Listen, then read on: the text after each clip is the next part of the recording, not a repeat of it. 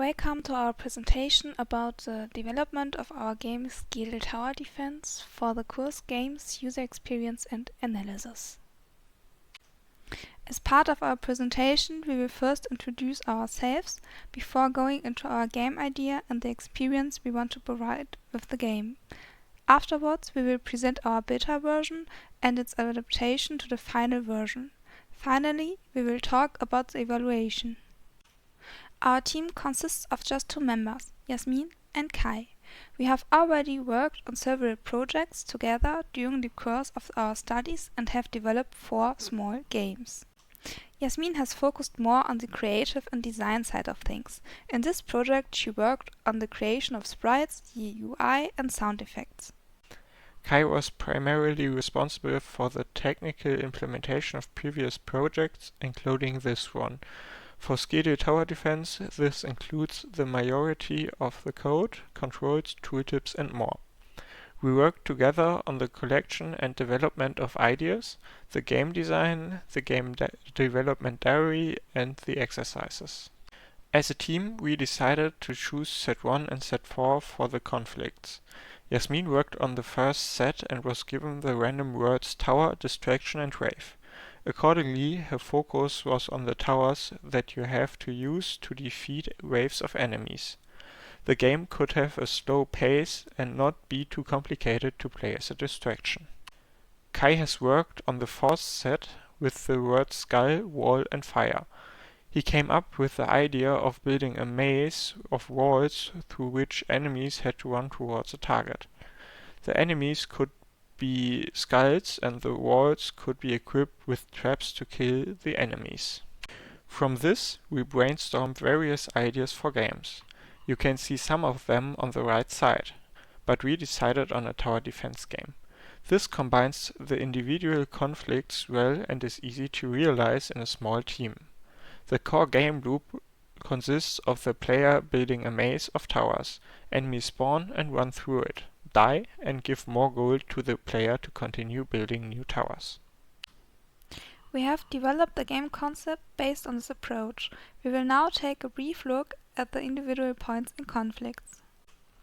The player takes on the role of the defender of the world gate. The story objective is to prevent the undead from entering the world by building towers. The primary goal of the game is to stop as many waves as possible. Defeating each individual wave can be seen as a repeating objective. The game has different types of actions. The starting action is to place the first tower, which spawns the first wave of enemies. By defeating enemies, the player earns more gold and can build or upgrade more towers, creating a repeating loop of actions. As a special action, the boom button can be pressed, which defeats all enemies in one blow. The resolving action is rather passive and consists of the player losing his last life. Like every game, our game is based on a few rules. Some obvious and basic rules are, for example, that the player has lives and loses them when an enemy passes the world gate, or that towers shoot at enemies to stop them. Some rules that can be learned are that there must always be a free path between the gates or what stats a tower has on the corresponding levels. Hidden rules include how and when enemies become stronger, or that only half of the bounty is earned by enemies when they die by pressing the boom button. Only simple concepts of life and gold are used as resources. The conflicts with which the player is confronted arise from the different enemy types and how they are dealt with, but also in how the player builds the maze and manages the gold. To come to the boundaries and restrictions. The game can only be played as a single player and is intended to be played as a distraction on the side or in between. However, there is a time control feature that allows the player to play the game at their own pace and pause it at any time. A clear limitation can also be seen in the buildable area. The outcome for the player is the bounty, which he receives from every defeated enemy. A luck factor is that an enemy with an especially high bounty can spawn. The primary fun of the game is to try out and learn new strategies. Our game allows the player to gain new experiences. Every time you start the game, you can try out a new strategy and see how far you get, so the game doesn't get boring and you learn something new again. The music and sound effects emphasize the background gaming factor, as the sound effects let you know immediately when something critical happens. The multi-selection also helps to make the game as enjoyable as possible. The hotkeys allow all actions to be carried out quickly and easily, and mechanics such as the tower target selection provide the player more control over the game.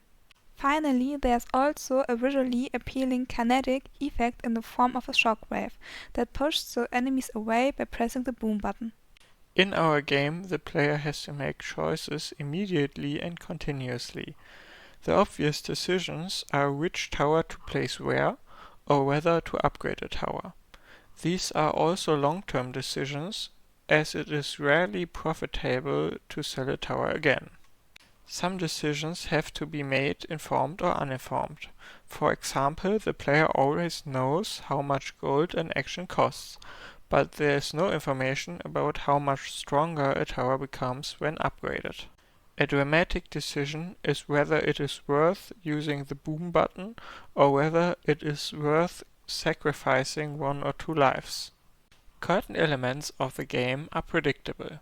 For example, the enemies will always take the shortest path until it is blocked by towers. Some information in our game is intentionally hidden, while others are openly revealed to the player. There is hidden information about the enemy waves, when and how they are buffed, or that the player receives less bounty through boom button kills. Revealed information is given to the player, for example, on gold costs, current tower and enemy stats, and the current enemy count. Our beta version already had a functioning game loop. The various towers and enemies, as well as all the basic mechanics, were implemented. For the towers, we have picked an inexpensive arrow tower for the early game. There's also a medium-priced tower with a long range and high damage. For the late game, there are expensive elemental towers that can burn or slow down enemies. There's also a gold tower to build up an economy. The different enemies are equipped with different amounts of life, armor and speed. There are also enemies with additional effects, such as flying over towers or splitting into several enemies on death. The enemies are spawned in an endless number of predefined waves, but their order is random. In the beta, there was also a gold mechanic that gave the player 10% interest every 30 seconds. You can clearly see this in the money on the screenshots, which were taken in quick succession, and the player has already earned over 1,000 gold. Another problem can also be seen in these pictures. If 2 paths are built, the enemies can be sent from one side of the maze to the other by blocking and opening the paths, trapping the enemies for an endless amount of time. Finally, there were major problems with balancing and some bugs occurred. To carry out the first user analysis, we had some friends play the game and observe them. First of all, we immediately noticed the poor balancing of the towers and enemies. Then some systems could be exploited, for example infinite gold was generated through interest, or by placing and selling towers opponents could be held for infinity long time. In addition, some hotkeys and control options were missing to create a pleasant gameplay experience and give the player a feeling of control. From this information, we asked ourselves some questions and developed hypotheses about what should be adjusted in the game. These hypotheses included interaction, gameplay, information, distribution, and multiple choice. The first topic was balancing, so we had to remove the critical gold mechanic and we planned a ruin mechanic to prevent system exploits. To make the game easier to control, we wanted to add hotkeys, multi-selection and a target selection for towers. With additional sound effects, we wanted to make the player aware of important elements so that he can react accordingly. For the final version, we put our hypotheses into practice. As you can see in the picture on the left, there are now tooltips in which the hotkeys are also mentioned. Also, you can no longer explore the system as well by selling towers, as these now block the way as runes until the end of the round. In addition, you can now see on the bottom picture in the right corner that you can select the target. Sounds are now played when the new round begins and the player loses a life. Visually, the range indicators of the towers have been slightly adjusted, and the gold towers now also have an animation when they produce gold. Of course, we have now also implemented functions for collecting game data, which is automatically sent to us by email.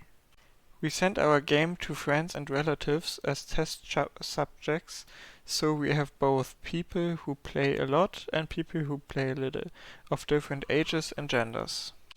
We designed a 3-part questionnaire to evaluate our game.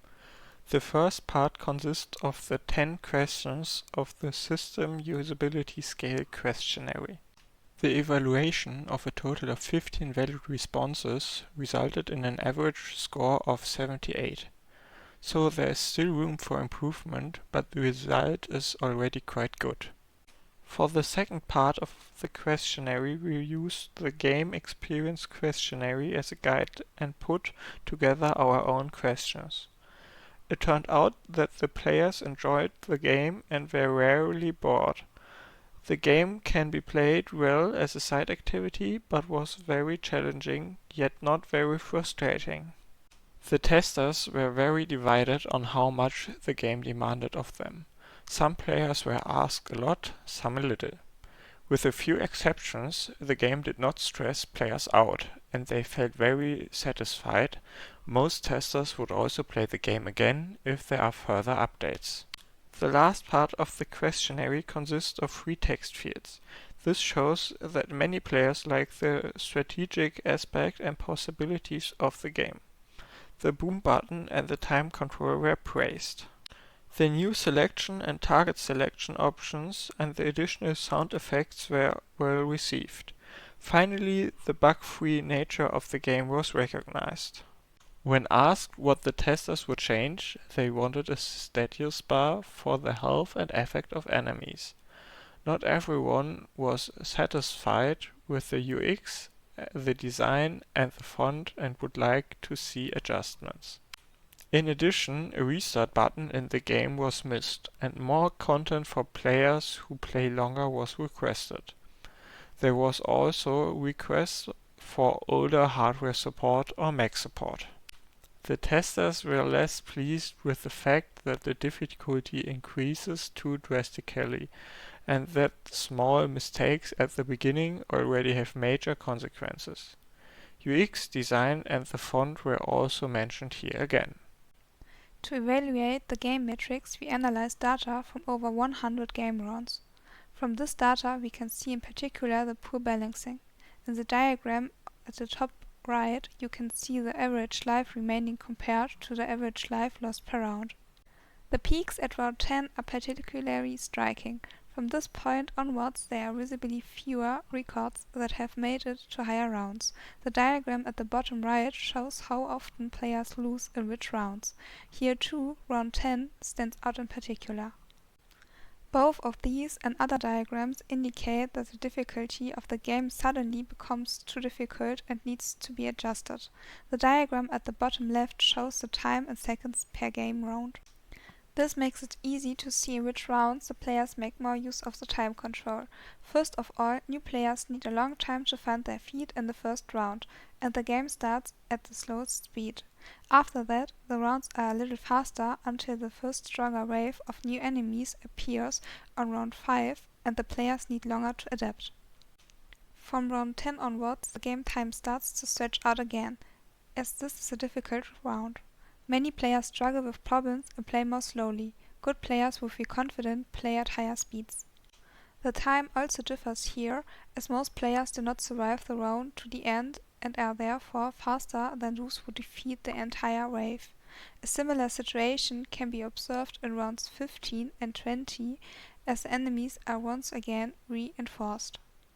The final rounds are shorter again, as the players have to rely heavily on the boom button. Thank you for watching our presentation.